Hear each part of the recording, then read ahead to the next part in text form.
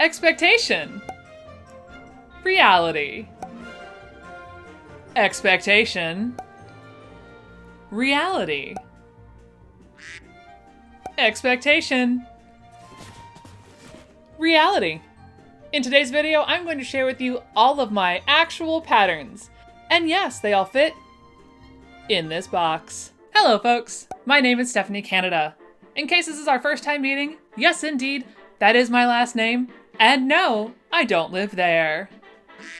If you enjoy vintage, sewing, and sarcasm, make sure that you click the subscribe button so you never miss an upload from me. Now folks, I went over to my Instagram stories and I made sure to ask you, do you want to see my personal vintage pattern stash? And overwhelmingly, the answer was yes. So let's go ahead and dive right in and check out all of the patterns that I keep for myself. Okay, it's not that diabolical. Now first I want to address a couple of elephants in the room. Yes, this is the same banner from last week because I forgot to take it down, and really at this point, I don't care. And lastly, I really want to stress that while I do have a plethora of patterns in this house, I really do a hard limit for myself that if I find an amazing, gorgeous box full of my size patterns, I am allowed to keep one. All the rest must find new homes. Oh yeah, and also I don't have one of those fancy cameras where I can hold it up and it'll refocus. Notice blurry hand. So we're gonna go ahead and switch angles so that y'all can see these up close and you won't have to stare at this. But don't forget your coffee, and let's head over and check out my patterns. So first up, we're gonna be starting with my oldest pattern. Now this is a pattern you've already seen.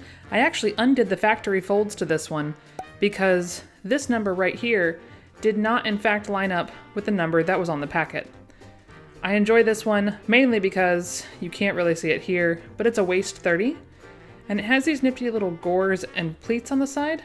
And this is one that I actually intend to turn into something else, copy it, send it to some folks. We can do a sew along. It'll be fun. Let me know down in the comments if you want to be one of those people that does the sew along with us. Now we're going to go into one of the only transfer patterns that I actually have. I have an affinity for Trashy Diva. If you've been on this channel for a while, you already know that. But this one actually, this peacock design is really reminiscent of one of the dresses that she made. And I do actually want to be able to transition this into something that I can use because you can't trust that the yellow will be there forever. But I do really love this one, and it has both size peacocks and this guy, and they are not small. One of them is 20.5 inches, and the other is 12.5 inches, so not small designs. And now let's head into aprons. Now it wouldn't be a pattern collection if you didn't have this one. This is McCall's 1713, and it actually has the tic-tac-toe pot holder as well as the cobbler apron. This one is freaking ubiquitous. You find it all the time, and you can't really get rid of it. But I figure this one is actually a large, so I'll hang on to it and make it eventually. Next up on apron is actually a really pretty Hollywood pattern. This is Hollywood 1668, but the downside is that the only one that's in here is apron number 2. So if I wanted to make either of these, I would be SOL, but this one is still here. And while it is a small, if I ever wanted to start making aprons to sell them at the vintage fairs I go to, it would be a good one for that. This is Marion Martin 9331. It's in a size large, which when we transition over, a size large is a 40 to a 42. So not too bad in the ways of having to size up. I really like the scallops along here, and the fact that it's an apron means that you can probably make it work for my size. It might be a little small, but I'm not gonna worry about it. And my oldest apron is going to be this mail order, 1518. And it's that kind where the straps go all the way down into the pockets. It's really quite beautiful, and I love here where they show you can do a contrasting fabric. I'm pegging this one as like a very early 40s, possibly late 30s, because you can see her little puff sleeve here, but I do think it's very, very cute. All right, let's look at some reproductions. The first reproduction is this one. This one is Butterick 4073. And this is one that I actually did and traced out because I love this little interior design here. And when I went to measure the tissue flat, it measured out at like a 42, so this one went up to a size 40.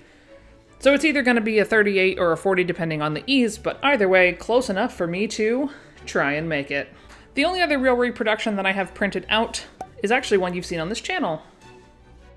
This is Revival Designed 0237, and I made this for the 1930s PDF pattern because it's the very first time I ever tried one, and I made this version. The only thing I will say is there were a couple small hiccups, but overall I really enjoyed it, so I taped it all together and I saved it because I really like this one, but I need to make it with something that makes these do that, as opposed to mine, which are kind of saggy and sad. But it's real cute. Let's move on to some separates. Here we have a mail order 8123.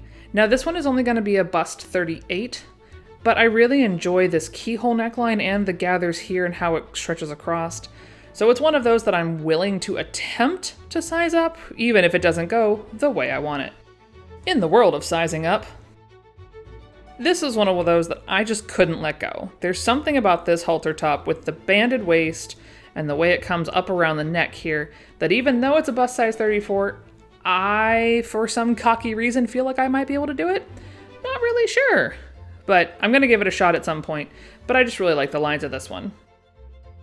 Now from the 1940s, we have got this lovely McCall pattern, which you can see here vaguely is a bust size 36.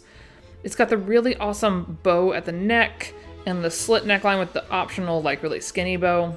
And it has those tucks like my Miss Scarlet dress did. So I enjoy all the details on this one. And now my oldest blouse pattern is Butterick 4110 with a bust of 38. But I love here that it's called a slip-over blouse, and you can see that it has the slash, so it goes either way, or it has the like gentle cowl scarf at the neck. It's really pretty, and I feel like this one, just the way it's drafted, would be a relatively easy size up. This is one of the few outfit patterns that I have.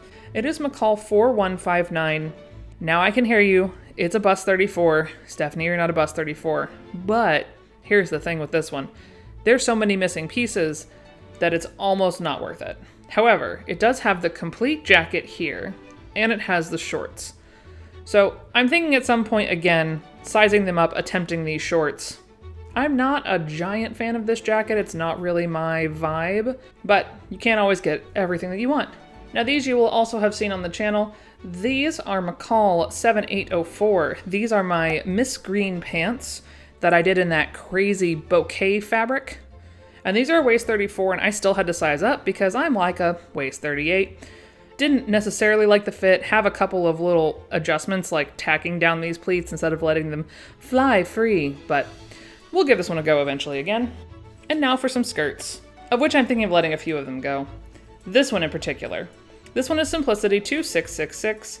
The reason I want to let it go is it's a pretty standard flared A-line skirt. It's a waist 30, which I am not.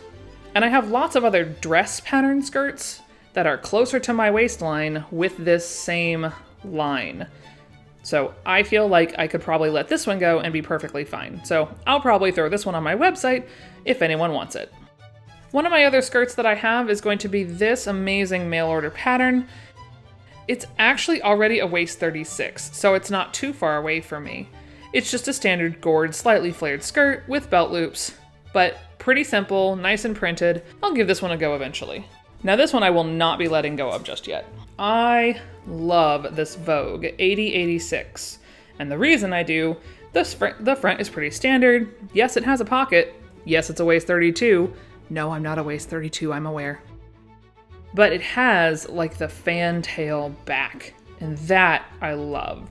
It's those soft pleats that gives the back of that skirt that extra oomph. So I think this is definitely high on my to make list. You know, along with everything else that I have going on. And lastly, we have Vogue 8092. Again, pretty standard. Not 100% sure why I kept this one. Possibly because of the two little darts at the front, but I don't really know what that would get me. Again, waist 32. Not a bad size at all. So this might be another one. I'll think on it, but this one might be going to the website. Now sometimes you find things when you're a seller and just go, huh? This is one of them. No, you're not seeing that wrong. That is a pattern with absolutely no indication of what it is. I just sort of want to draft this out on paper or like pin it together to see what this is It came in a box full of Vogue, so I'm thinking it's some kind of Vogue. But of course, there is no way for me to tell because it is too early for Vogue to have printed any numbers on it, so it's just going to be a little bit of a crapshoot. And then I might have to go to Facebook and all my sewing groups and go, help, what does this look like? For folks to help me figure out what in the world this thing is. And now, for dresses. Starting in the 1930s. This is Simplicity 3039. From my best guess, it is going to be 1939 for this one, because its friends are really close by, and Simplicity was pretty good about keeping all the numbers in order. It does have this really awesome pleats at the bust, and that has that slight, it's not the super poof of the earlier 30s, but it does still have that nice drape of the sleeve there. It also comes with a bolero pattern, and this one is a bust 38. And you can see the notes here where she had noted that her hips were 45 and her bust was 40 when she bought this lovely pattern. Another amazing 1930s is Simplicity 1970, which is going to be a nightgown. You've got it with the raised waist, the puff sleeve, the oversized collar, or the gathered collar with the bow, and the flutter sleeve here. Everything about this is just amazing, but again, you're looking at a bust 38, which would take me a little bit to size up, especially with this type of detail in the middle. So what's funny is the other one that was a nightgown, this one is labeled a dress. This is Marion Martin 9845, so you can see in the 30s that line is real similar. But again, the very loose ruffle collar, it looks like a self sleeve, possibly. Yeah. Self sleeve, has the accent waist there, and it looks like it gives that faux look of having a split without actually having a split of being beach pajamas, but this actually would not be a terrible one to attempt to turn into beach pajamas. And this cute little pattern actually had someone write the date on it. Not on it, but on a little piece of paper. So this one is from 1935. Ain't that cute? It's a mail order 3287, and what really is interesting about this is it has that one-piece yoke that goes across and connects the back and the front. So that's going to be where you're going to size up for your shoulders, and then the bodice pieces and the waist are where you're going to size up, for me, because this is a 38, which is very, very hard to see. But I love the slim lines of this one. It's very, very pretty. And now for the 1940s. This is Marion Martin 9005. It has a little accent waist with the tie. It has the option to do two different styles of collars, and this one is also a bust 40. Next up is going to be another mail order. We're looking at 1527 from the 1940s. This one is a bust 42. It has the very large yoke into the cap sleeves with buttons at the shoulders, slight gathers at the top of the yoke, and it has the pleats at the waist as opposed to the accent panel. And the cool thing about this one is it came in its original envelope that's dated from 1946. Now from my giant 2-drawer New York haul, you're looking at New York 396. This is one of the only times I actually allowed myself to keep more than one pattern out of a lot. This is a size 44, and it's the same type of pleated shoulder, but I love how the sleeve is loose here with the bow down a little bit lower.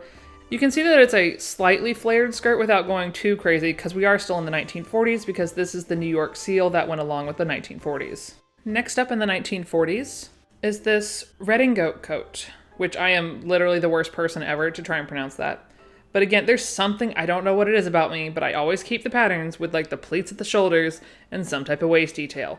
But what I really love is there's this extra little curve right here, which I'm hoping leads into some kind of pocket, because you can see here on the back design right there, like that's like prime pocketage somewhere in there. And this one is a bust 38, so again, not too terribly far. Now this one is probably the late 1940s. It is Simplicity 2179. It's got the little gentle tucks at the bust where it has like the sweetheart line down where you can either do the bow or the straight. And I do believe that because of this center piece right here, I might be able to easily open it up, but bust 38 to bust 46 this one is definitely going to be more difficult. This one is much earlier 40s. This is Butterick K6819. I adore this pattern in so many ways. You have the cross the front with the gathers on either side at the waist and at the shoulder. You have the matching shoulder gathers here. Then you have either the plain skirt or, which is what I will do if I ever make this crazy beautiful gathered swag here. So yeah, this is another bust 38. Again, a more challenging one to size up, but not the end of the world. And another holy sweet Moses, why is this so pretty? Notice a theme here. Gathers at the shoulders, crossover front. Now, this high neckline could be problematic for me because I have a larger head than most, but I do really enjoy it. I would definitely do the button decor here as opposed to the top stitching. Next up is going to be mail order 1532. This is actually really interesting as well because it's just one big giant piece that you're just then going to gather in to make this accent right here. And then the bow at the center is a separate piece, but it's two pieces and you're pretty much done, which I really enjoy. Doesn't necessarily mean it's going to make it any easier to make said dress when you are not a bust 30, but I'll give it a shot. Another classic shirtwaist dress here from the 40s. You've got a button front, you've got yoke down accents that are little diamondish, sort of drop downs, short sleeve, or long sleeve in this one. This is number 9529. It's by Marion Martin. And yet another shirtwaist dress. I realize this is a big shocker at this point. However, this one is a bust 42. It's number 1590. It's got that little chevron style pocket, which is very, very cool. Light gathers right here under the yoke. A nice big collar, some fun pointed cuffs, a bust 42, and came with a little swatch of fabric from what she originally made it from, which definitely feels like feed sacking, which is very, very cool. And the last one from the 40s is going to be this lovely Hollywood pattern. This is Hollywood 1735. It's got the option, I still can't tell if this is additional trim, which is my guess, because here you can kind of see that it's like this is this piece, and then there's the giant sleeve that goes all the way down. So I really do enjoy that. And you can see even down here, all the little different accents. I love all the ways you can do this pattern. This one's a bust 38. Maybe there are extra bands, because you can see here, they're listed as bands. And now for the 1950s. Now there is a reason I'm keeping this one, even though some days I forget what it is. I love this pattern. It is Simplicity 2848. It's a bust 43. I love all the details of it, but the biggest problem I have is that this piece right here, the blouse front, is missing. So I'm sort of hoping eventually that one of my friends will find a piece like this and send it my way. So if you have a 2848 bust 43 and you have the A just floating around, or you have a copy that you can make for me, I would really appreciate that, because I really want to make this dress. Here we have another Marion Martin, number 9056. I love this yoke with like the super, it's almost like a giant scallop, but not quite. You have the bow again at the neck. This one actually has detached sleeves, so it's not actually just a self sleeve with the yoke. And then you have the gourd skirt as well. This one's a 20 and a half. So this one is a bust 40, waist 35. So, you know, not too far off, but also not super close. Tiny floof bot, can I help you? Found a floof. You are not helping. Another one that you will have seen on this channel before is this lovely lady. Simplicity 3932. This one's a bust 44. I have made this one now twice, and I just love the way this bodice comes together. I made it once with this skirt, and I wasn't super impressed with the skirt portion, but I switched it out with the next pattern and used that skirt for my liquor label dress. This is the one I used the skirt for the liquor label dress. This is Simplicity 3943. This one's only a bust 43, so I did have to make a little bit of adjustment at the waist. I really love how there's just this one piece bodice, but it has the two little darts down there. And you can do the accent through here, or you can just use the plaid fabric to make a lovely little design and a big old collar. Here's another one that's high on my to-do list. This is Simplicity 2847. It's another bust 43. It's got the half buttons to make it sort of a shirtwaist, because it does have the slightly flared skirt. Normally a shirtwaist would end the buttons here, but I guess I just wanted to be a little different. But I do enjoy the very large pocket flap with the drape over on this, and I will absolutely put those on whenever I make this one. And another one you will have seen on this channel, this is going to be New York 707. I made Miss Scarlet out of this one. And the only thing I will say, the sizing up of this one wasn't too bad. These pocket flaps I put a little too close for my version. They just need to go out a little bit farther for my 46-inch self. And yet another one that's been used on this channel is New York 821. This is a one-size purse pattern from New York in the probably late 40s, early 50s. I made this version for Miss Peacock so she would have a bag. I did it out of a old apron as a base. It didn't really work so well. It was very floppy, but it has all these other options too, so eventually I will make one of those. Next up is Ann Adams 4806 in a size 22.5, which for this time period is a 42-inch bust. This one, unfortunately, is missing number 2 and number 3, which is the right front bodice trim and the facing. So it doesn't seem too terribly difficult to make my own, but it's not going to be the easiest thing. Next up is New York 784 in a bust 44.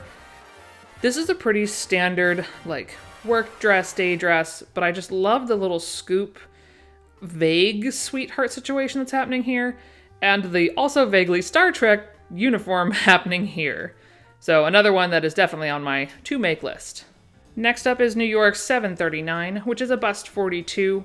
Unfortunately, that is the largest one that I had, but oh man, these scallops that run down the side here and the hip flare, those are my favorite part of this entire pattern. Now here we have McCall's 9557, which is a bust 40.